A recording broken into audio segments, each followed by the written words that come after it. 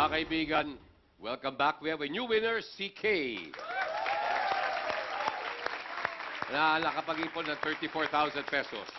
Kanina sinabi mo, birthday wish mo on August 3. Sir. Birthday wish mo manalo ng 1 milyon. Yes, sir. This is your chance. Hopefully, sir. Okay, Kay, game ka ba? Game na! Let's go! Okay, meron po tayo mga categories. Pipili ka ng isa at doon magagaling ay yung 7 questions. Magbigay ng sagot, then say, sure na, to move on to the next question. Hindi pwede mag-pass. If you don't get all 7 correctly, bubulot ka ng bonus letter.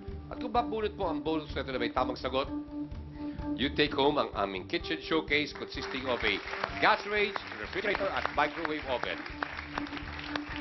Pero, para matupad ang iyong birthday wish, kailangan sagutin mo ng tama ang 7 questions in 60 seconds. At sa iyo, ang 1 million pesos. Here are the categories. Saudi, Dolphy, Kampiyon, Bida, Power, Angel, Medal, Computer, wala. Pick a category. Power. Okay, nandiyan ang pinili mong category.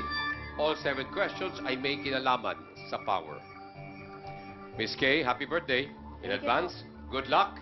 Your 60 seconds starts now.